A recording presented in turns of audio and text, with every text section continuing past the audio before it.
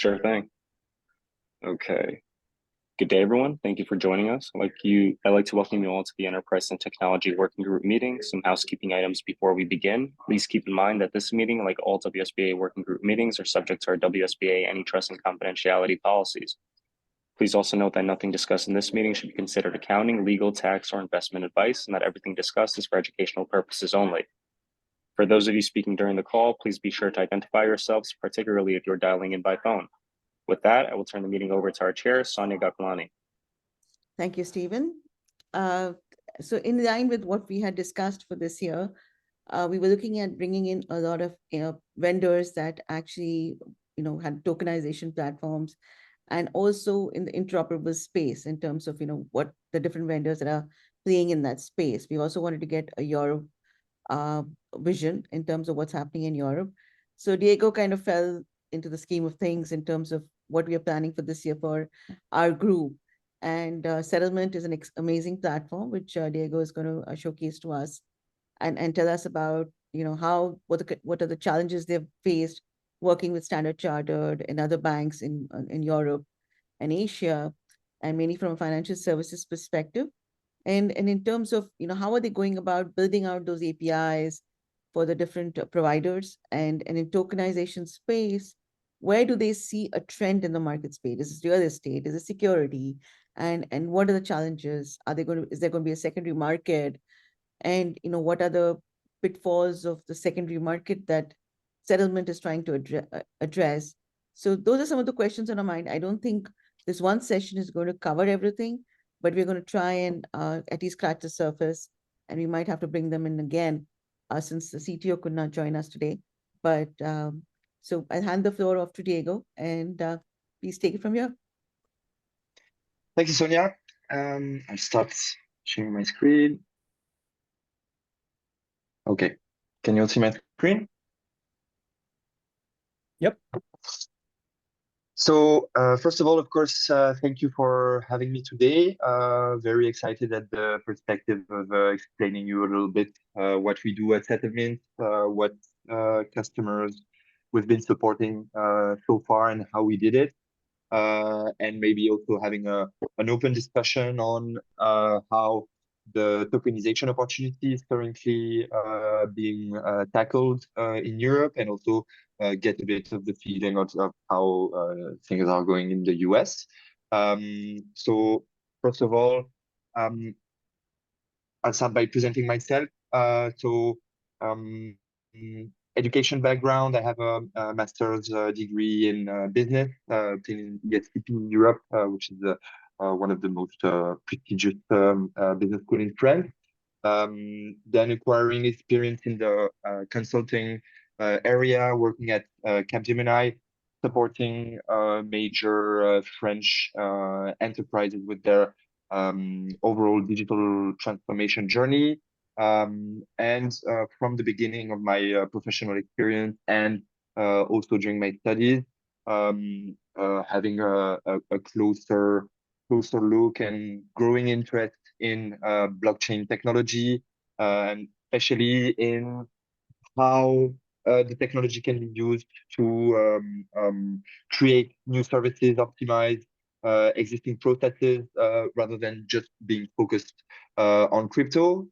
So that was initiated at my experience at Capgemini, where I was part of the blockchain team there, doing training for French banking groups and from other industries, and then moving to the Web3 space, starting from the protocol perspective. So I've had an experience working for the Tezos ecosystem. Not sure if you've heard of this blockchain protocol with the layer one that basically it was the first proof of stake blockchain protocol, basically. And my role there was to develop the ecosystem, promote blockchain technology for French and other European institutions. And then moving on to my role at SettleMint, where I support partners and customers along their journey. The reason why I'm interested in blockchain is from the philosophical perspective, what decentralization brings. I don't remember exactly when I was introduced to blockchain, but I remember picturing that concept of the distributed ledger and just thinking, okay, that concept is really amazing. Now, how can we bring this concept to operational use in existing financial service and other industries? And that's what we're heavily invested in today at SettleMint. So SettleMint was founded in 2016.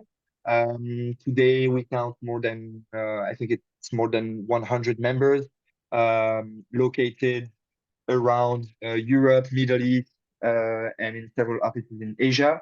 For me personally, I'm based in Barcelona, covering the French, Spanish, and German markets. I'm calling you right now from Frankfurt, where I've been meeting with some banking customers. Interesting fact about the SettleMint company is that we're a very diverse company. We have more than 26 nationalities, so it's like very diverse environment, and like it's been great working in such a diverse and complete, let's say, ecosystem with different profiles. So far, we've raised more than 24 million euros. The last funding round was late 2022 with our Series A. We raised it was 16 million euros, involving several VCs, including Molten Ventures, which is a subsidiary of, coming from the Tim Draper ecosystem, involving also a couple of corporate VCs, including Fujitsu Ventures, with whom we have a global implementation partnership as they act as integrators of our solution. The mission that we have at SettleMint since the creation of the company is basically to make it much easier for companies across industries to adopt blockchain technologies so that they can be master of their own development, and so that they have everything they need to build and integrate their own blockchain solution. The way we do that is by going through that blockchain transformation framework, which objective is to make blockchain a true transformation tool along with other technologies, because for all the use cases that we'll be discussing, blockchain is one component of many, and that has to be included in an overall architecture. So we don't see blockchain as the objective for our customers, but one enabler to achieve some business goals. Our core business is around the technology, so we've developed a platform to actually make it easier to deploy your infrastructure and then build all the components for your use case. We'll have a bit more deep dive onto what the platform capabilities are. But what we try to do also is to help our customers with the people and process aspect of their blockchain transformation. And we'll also a bit deep dive into exactly how we do that. But basically, the idea is to help our customers identify the most relevant blockchain use cases for their vertical, and then equip their teams so that they're able to actually build that. Yeah. One minute. Ron has a question. Diego, thank you. Just a quick question as I look at this, and it's a really good graphic and really fully, I do understand the kind of transformation framework conversation. I'm curious about, you mentioned equipping customer IT and business teams with the necessary skills and tools. One of the things we've found is there's a big education component to that. As you know, how has that conversation been across the business? You know, is it difficult to explain to them the benefits of blockchain at a business level? I'd love more of your insight into that. Yeah. So, first of all, I think when we take company from company as a whole, the level of maturity won't be the same, first depending on the industry, and then from actor to actor, we won't find the same maturity. Then within the company and the different divisions and business units that you'll find, the level of maturity and understanding of the technology won't be the same. So once we deep dive into an account, the idea for us is to understand where they're standing in understanding the technology, identifying the use cases, and understanding how to go to market with the use of technology. So we try to be able to support at any level of maturity. So if we're talking of a company that has very low maturity level, the starting point would be to have workshops and sessions to explain the technology, the different technical concepts around blockchain, private blockchain, public blockchain, the benefits, generic benefits of the technology, and then going deeper into how the technology is used in their specific verticals. You'll see later an overview of our references. One example I can take right now to explain a bit that how we support in explaining the technology, then onboarding business and IT teams. Very good example is with the OCBC Bank in Southeast Asia. So basically, we're supporting them with the whole roadmap on the use of technology, of the blockchain technology. So what we did is train their IT team, but also their business teams in understanding blockchain, IT teams, so that they can be autonomous in building the blockchain components that they have to build in order to get their solutions running, and defining a roadmap, 5-year roadmap, to place the different use cases that they have interest in, and supporting them in getting them to build those use cases. So I think they started with some internal NFTs to educate, especially business people, on what the technology is, get the first grip at wallet, minting assets, transferring assets, etc. And then moving on to more like value generating use cases such as tokenization of bonds, etc. So, of course, the education is always the first step. However, sometimes we find ourselves collaborating with companies that are very mature on the topic, and where our focus would be more around technical support with infrastructure, integrations, interoperability, etc. So my first question as a salesperson is first to understand the level of maturity of the people I'm discussing with, assessing the level of maturity of the company, and then assessing what would be the most relevant way to support them. Got it. Thank you, Diego. Appreciate it. Yeah. Okay. So first focus for us around the technology. So our core business is the use of that platform that we created that basically gathers all the tools that one IT team would need in order to build a blockchain application. Our platform is generic. It can be used to build any type of blockchain use cases, as long as you need to have access to a blockchain network and to issue any type of tokens or assets into the blockchain and getting data in and out of the network. The way it works is a technical step-by-step, where the first step is setting up blockchain infrastructure. So we have the ability to deploy private networks using technologies like Hyperledger Fabric, Besu, Polygon Edge, and Quorum also. We also have the ability to deploy public blockchain nodes into our customers' infrastructure. So we have flexible deployment options. You can either use our SaaS version, where you'd be deploying components and infrastructure into a managed cloud, choosing your preferred cloud provider. But we also have the ability to deploy all of those tools into our customers' premises or in their own private cloud instances, which is very important, especially in the financial sector sphere. So Yeah. in this situation, where do you find the challenges? Is it more difficult to integrate into a public cloud versus a private cloud?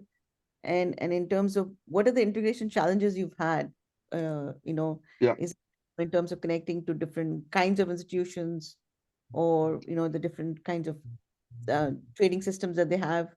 Yeah. in the bank? What were your challenges here? So our challenge would be rather like the customer's challenge, because for us, it would be very easy actually to deploy any type of blockchain node or blockchain network into different types of infrastructure. Usually, for a company, one example is I'm a bank. I want to have my own a public blockchain node, and I want to deploy them on my own machines or my own private cloud. That will require a lot of blockchain expertise, DevOps, and we find some of our customers that have been struggling a lot setting up manually all of that infrastructure. We do that in a simple 2 clicks process, and in 2 minutes they have their infrastructure running. Then we'll be moving up the stack from the SettleMint platform. Once the infrastructure is ready and we have access to a type of blockchain network, whether private or public, the next step would be to implement the business logic of our use case, and that goes through the development of smart contracts. So for that, we have a dedicated interface where you can access pre-built smart contracts that were developed and developed by SettleMint and then audited to accelerate the development of the smart contract. And then you use the interface to customize that predefined code, test it, and then deploy it. Here, the idea is to streamline delivery processes related to smart contracts. And once we have that, we have all the blockchain components of our solutions that are ready. Once that is ready, the idea is to be able to orchestrate those on-chain components with off-chain components and existing architecture. In order to do that, we have a couple of integration tools that would basically make it much easier to integrate blockchain capabilities into your existing systems. So we have, for example, a tool called Integration Studio, which is a low-code tool that enables to create integration flows between those on-chain components that we mentioned earlier and your existing infrastructure. It's a drag and drop interface where you automatically create and deploy APIs to generate this connection between on-chain components and off-chain components. So for example, we have some pre-built flows to enable, for example, minting of NFTs into an existing web interface, for example, or integrating a wallet solution into an existing web interface. And then on top of that, we'll have another set of tools that would make it much easier, for example, to create dashboards to report on the activity of your blockchain systems, get an idea of the volumes, the number of users, the active users, etc., etc.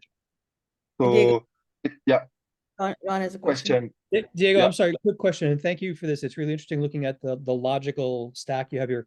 Can you tell us a little bit about the level 1 blockchains that you've implemented and what you might have on the roadmap?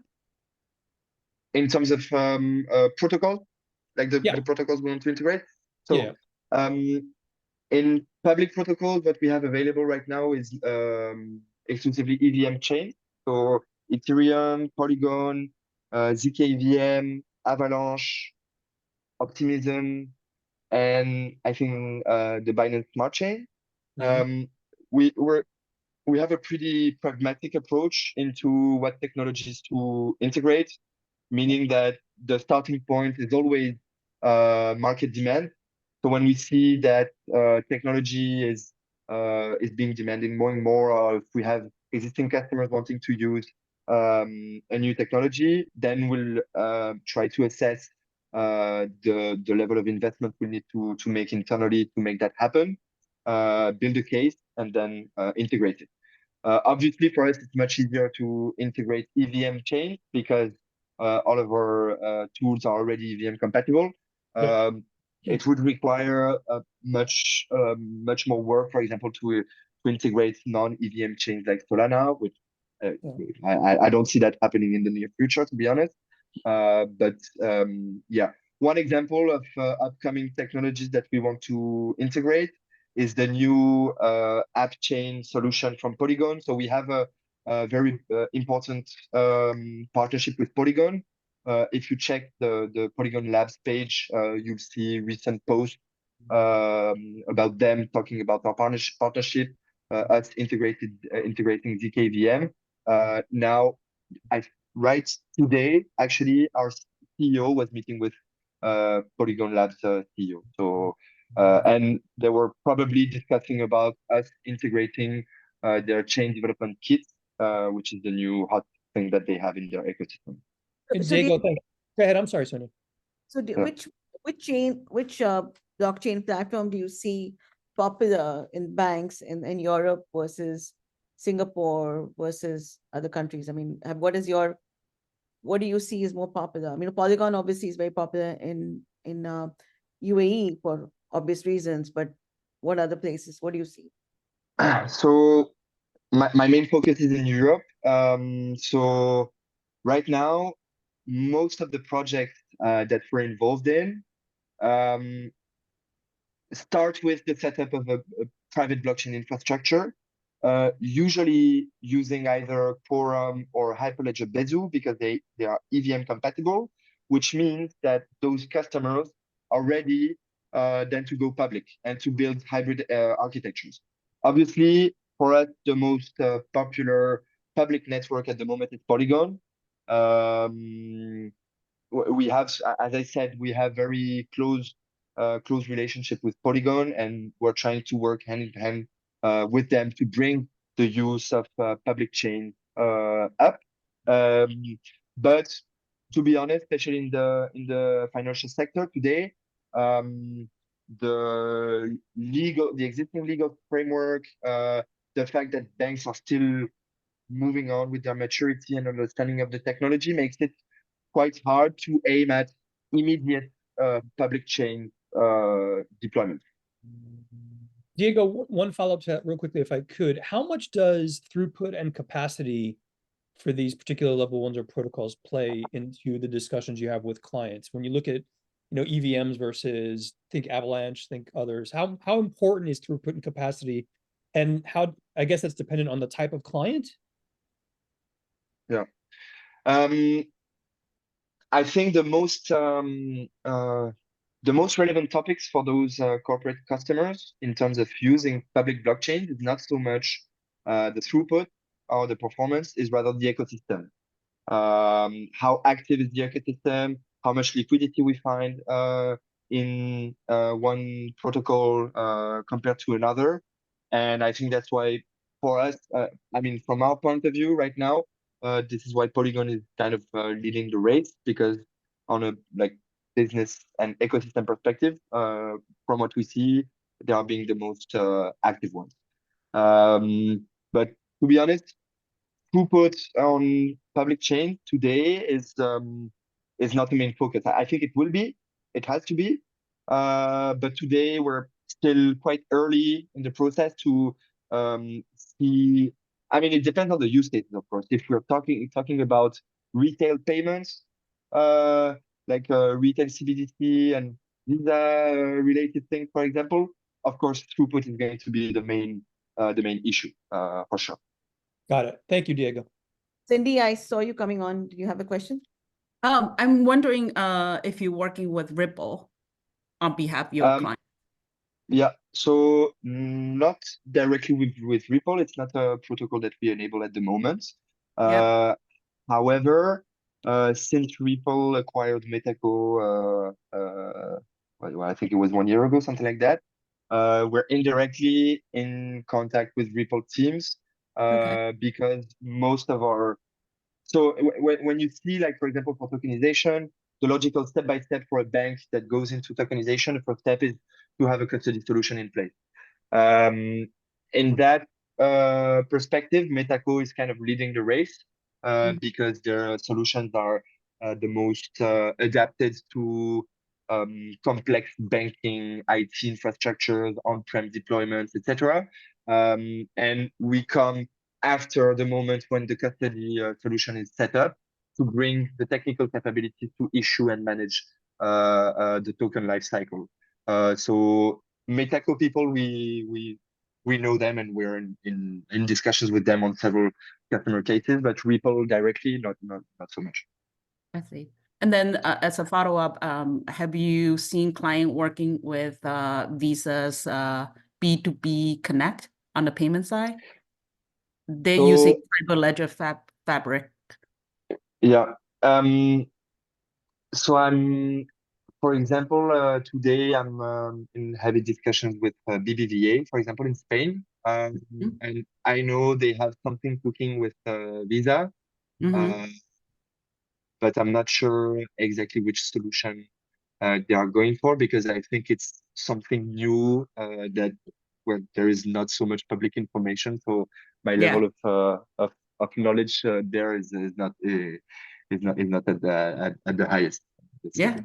No, great. If you Hopefully. can disclose some non-public information on what's coming at the Visa side here is Well, if you want to discuss further, feel free to reach out.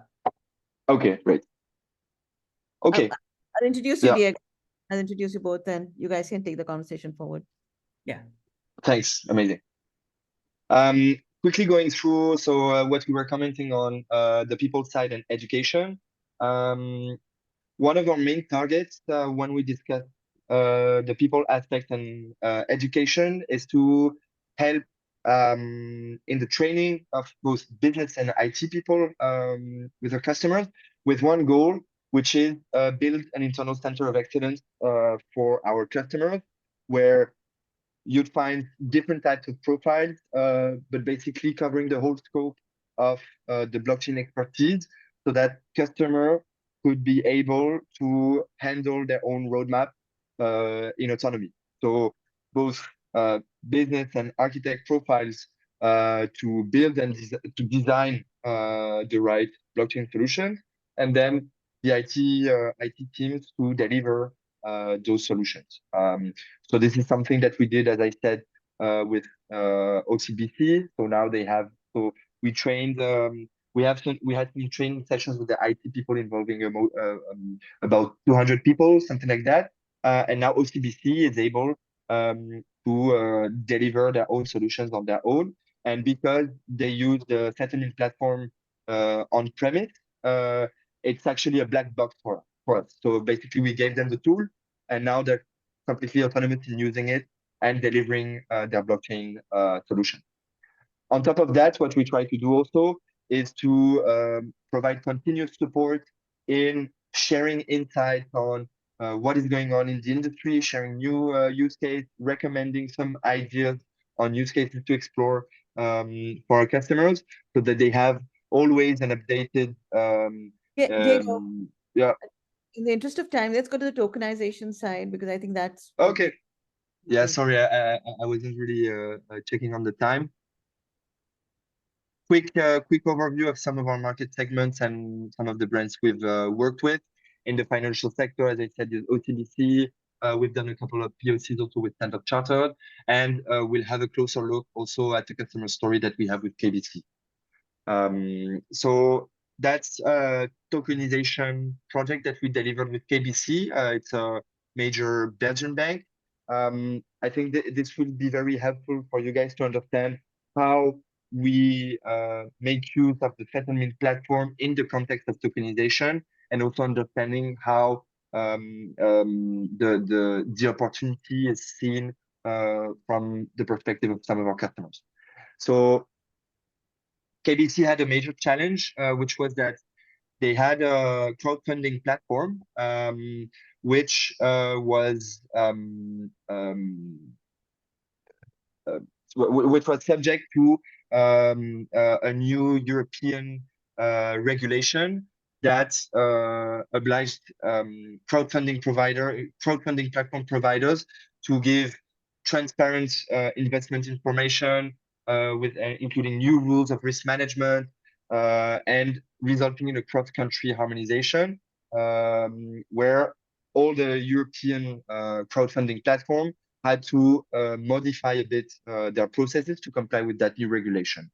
KBC identified the new regulation also as an opportunity to grow their business in Europe, and they identified the integration of blockchain as both a way to comply with the new regulation regarding risk management and transparent information, and also a way to easily onboard European players into their platform to draw the investment opportunities for their customers.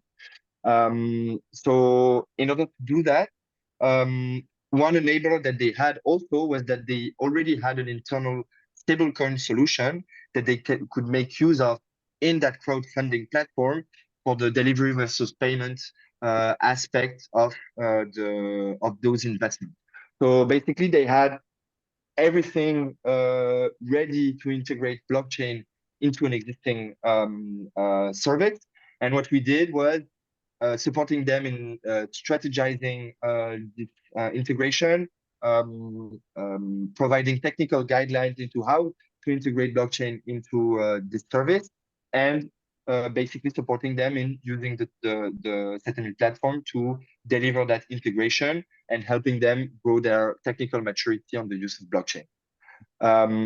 So the first opportunity they saw in integrating blockchain in that system was that their existing platform had a lot of manual processes going on. For example, they were calculating the coupon amounts and delivering the coupon payments manually to each investors, which resulted in a lot of manual tasks and some heavy costs, operational costs. And what they did was automate all of those processes through the use of smart contracts. That was a very clever thing to do on their side, because here they saw the use of blockchain first as operational efficiency opportunity, and building everything on an EVM compatible chain. They built everything on Hyperledger Besu, which makes them ready to go, for example, public with their with the secondary market or etc. So right now, the blockchain integration they have on their platform is delivering very concrete gains, as you can see here. So they're automating the calculation of the coupons. They're automating the settlement of the coupons using their stablecoin solution, and they're complying with the new regulation. So in order to do all that, they use the platform to deploy Hyperledger Besu network, deploying then ERC 1155 smart contract for easier management of all the campaigns, meaning that they have one smart contract and then they define the characteristic of each token for each campaign, which comes very handy to keep on adding new campaigns without having to develop a new smart contract each time. What's very interesting also here is what comes next for them. Because they build everything using blockchain, that means that it will be very easy for them to onboard other institutional players into their platform so they can issue new campaigns. And also because they built on Hyperledger Besu, that means that they're EVM compatible so that their token could be actually able to circulate from their chain to another chain and possibly explore the creation of a secondary market, for example, on Polygon. That's something they have on their roadmap.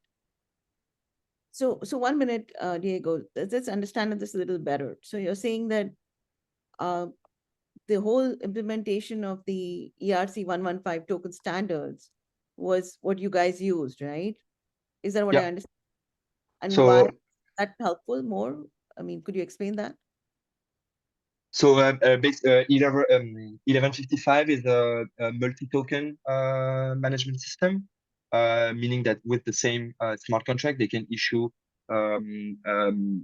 let's say one type of token per campaign, instead of having to create one smart contract per campaign.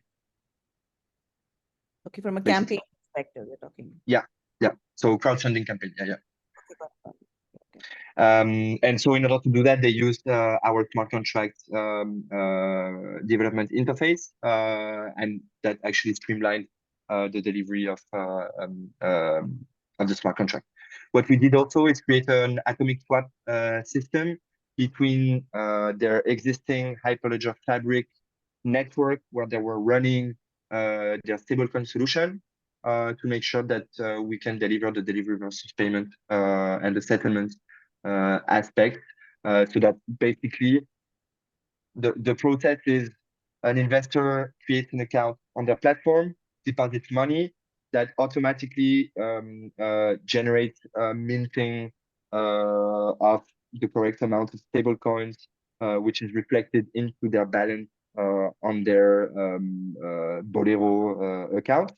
And once they invest that money into a campaign, they will be receiving automatically the payments for the coupons from those investments.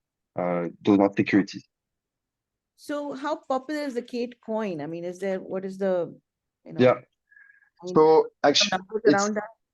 yeah, it's actually not popular because it's an internal stablecoin for the moment. So actually, in that case, the customer is not aware that the solution is running on blockchain. As I said, the main focus at the moment for KBC is the operational efficiency aspect of using such tokens. But right now, for example, we are discussing with Tomorrowland festival. You know, it's a very big electronic music festival in Belgium. So that because the festival is a customer of KBC, they want to run all the transactions from the festival using Capecoin as some kind of loyalty program, where basically each transaction would generate some loyalty benefit for the users. So now basically they have this internal stablecoin solution on top of which they want to develop several use cases. One use case is the settlement of the delivery versus payment in the context of the crowdfunding platform, but they're considering other use cases. But at the moment, Catecoin is not like a euro stablecoin that like crypto traders can use to back their investments. But is the plan to eventually make it, put it on the exchange or something? Is that the plan?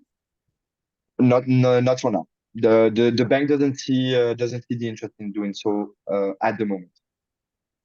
So it's only to streamline the process and to make sure people can, just like JP Morgan, can I draw a parallel between the JP Morgan coin and the Kate coin? Is that the similar? Yeah, it's very similar to the Onyx JP Morgan coin. Yeah. Yeah, so similar. So do you see a lot of banks coming up with these kind of coins to kind of get more people on their platform, and at some point there would be some kind of integration between these coins that the banks have, among each Yeah. other. I think that's something for the near future where stable coins are going to be used. Like you use a branded stable coin, which would be a way for those banks to acquire new customers, for example. I think that's one perspective. But to be honest, it's I don't see that happening in like the coming months, or like it's not a priority for banks to say I want to issue my own stablecoin on public blockchain. I don't see that as a priority for now, at least in Europe. Okay, thank you. Yeah, there have been some trials from European companies to issue their stablecoins on public chains, but they were rather failures than successes so far. Thank you. Okay. So now, talking a bit more generally speaking of tokenization opportunity.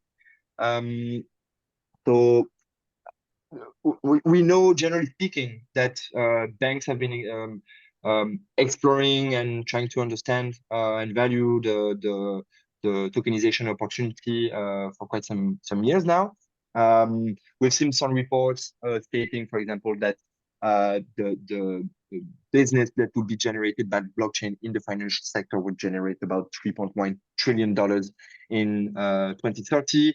We see some market sentiment from major executives being very positive on the use of technology, but we see some kind of gap between that positive sentiment and the actual adoption. So now the idea is to move from okay, blockchain is interesting, asset tokenization is interesting, but concretely, how do we build a business case around. Yeah. Diego. Ben, do you want to talk about it? Ben?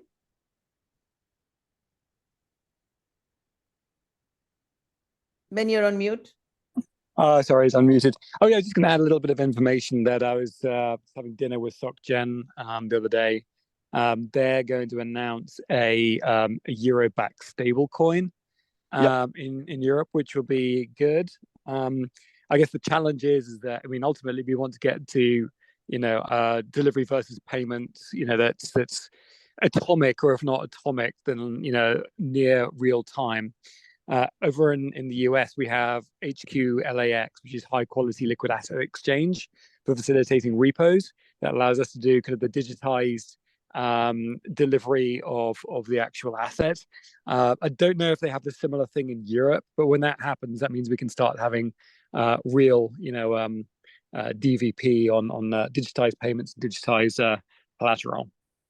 Yeah, actually, indeed, Société Générale is a good example of one bank that is trying to leading the way and exploring different use cases. And indeed, they released a couple of months ago their own euro-backed stablecoin, which I think is available in, I don't remember the name of the exchange.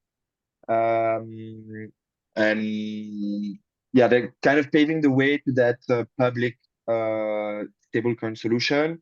And I think for the banks, the really interesting and short topic, as you said, is the delivery versus payment and atomic swaps between different chains. And for that, you get a lot of different technical standards depending on what chain you're using for your tokenization solution, etc. Just today, I was having lunch with DZ Bank, so a major German group. They were saying that they're not really interested in building their own stablecoin solution. They would be ready to use any existing solution available on the market as far as it's compatible with the tokenization solutions that they would be building. But they would be mainly looking into central bank issued stablecoins. So yeah, CBDC. So different directions there, and I'm not sure we'll have a unique standard for that specific topic. But that kind of makes sense in some ways, right? Going for a standard CBDC, I mean, because that would eventually be backed by the government. So that, of course, kind of, I mean, that's a trend that we've all seen. And to add to that, I work with India to actually the Indian government from the CBDC perspective, and they're also looking at similar kind of standards. They're not looking that each bank come up with their own, and then there'll be settlement issues and integration issues. So yeah, well, we're actually also involved in the CBDC project for India, basically building the infrastructure for RBI. So yeah. Yeah, we should talk about that. I mean, the kind of work we're doing there. As you guys know, right? CBDC is still domestic, and stablecoin backed by global currency can be used easier for cross-border. So I think the major difference is there, and definitely different approach. I don't know which one, depends on use case. Of course, the company needs are. Yeah. Right. Yeah. States are also coming up with their own stablecoin. I mean, you heard of Wyoming trying to do something. I don't know how the states are going to do the whole equation. And you're right, it depends on the situation. But yeah, general thread that you see is basically going with a standard government-backed CBDC. Yeah. I'm looking at CBDC more as wholesale payment. Yeah, exactly. Retail payment more stablecoin, I think. At the moment in Europe, there are several working groups within the European Central Bank, one focusing on wholesale, the other one focusing on retail. It's still very unclear for the retail CBDC if it's actually going to be using blockchain or not. And the feeling I get from banks is that they don't really see the relevance of a retail CBDC, because right now our existing payment solutions work really well. I mean, Yep. from a customer perspective, what interest would they have to use like money based on blockchain rather than the money that we have today? Is very like, I mean, it would be difficult, I think, to justify. On the Yep. wholesale part, it's a completely different story. Like, Completely agree with you on that. Yeah. You know, and then when you move to developing countries like Africa and others, they have different needs. Population have different needs. They need to, their currency fluctuates so much, and no one, you know, really trusts the government and the currency there. So, you know, US back or Euro back stablecoin will be the way to go for them. yeah. Or like USDT, USDC, etc., will be really popular. Or As they well- Sorry, Cindy, but Mhm. Singapore, I think they did it on XRP, right? If I'm not mistaken. They use Ripple to issue their stablecoin. The last I read. Yeah, I don't count Singapore as developing countries. You know, they're probably using XRP for, you know, a specific use case per se. I'm talking about, you know, Vietnam, you know, Cambodia, and then in Africa and other developing countries. Sure, I get that. I get what you're saying, but I was just thinking Yeah. from another, because I Yeah. know it works in Singapore. They do some work in Singapore. That's what I'm asking. Yeah, totally. So Here showing you a slide that I always use when introducing the tokenization topic, especially to business people that, I mean, understand the technology, but like want to set the priorities. And here the idea is to use that to define a step-by-step process to go go to market on tokenization solutions and set the objectives of that positioning. And I usually get the same answer from the banks, which is they understand that the tokenization benefits for on the customer side at the moment are quite difficult to get. Like, it would be difficult to come to a bank and say, okay, you're going to be able to run a secondary market on a public chain, get immediate boom in liquidity, running everything on a public infrastructure, because right now the regulation, for example, in Europe enables for banks to test things around, but it's still not very clear what the regulation enables in terms of how to use public chains. However, other topics to mention would be around operational efficiency, similarly to what I said about KBC. And here that would resonate a lot with banking groups. And so the idea would be to identify existing investment services. So usually that's when we talk with asset managers to say, okay, can we have like an overview of your existing processes, how you manage the whole asset life cycle from issuance, distribution, managing the life cycle once it's distributed, the settlement, etc., and identify some inefficiencies, for example, to leverage the use of smart contract for automation. I think here we're touching the aspect of building a strong business case for blockchain, and not only using the technology because it's sexy, even though blockchain is not really the hype now, but now it's AI. But the idea to onboard business people that don't like really care about using blockchain, but are aiming at business benefits. And what we see is that it's easier to initiate the creation of that business case around getting immediate benefits from automation, from transparency, for example, to comply with regulation, and making sure that we're ready also to aim at those customer related and like retail customer benefits that we have here on the left, regarding the number of opportunities, bringing down barrier to entry, or growing the liquidity. Diego, 1 minute. Ron has a question.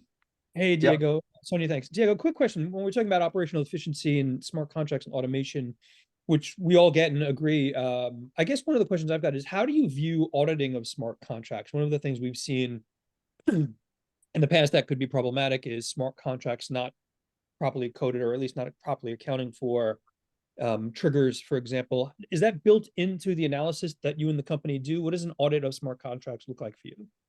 Yeah, so we have some partners to take care of smart contracts, because obviously if we're the ones that are developing the smart contracts for our customers, will not be the ones that are also auditing them. Right. But I mean that in 100% of the cases, there is a smart contract auditing phase into a project that's completely mandatory. Yeah. Got it. Thank you very much. So basically, we rely on existing partners to do that.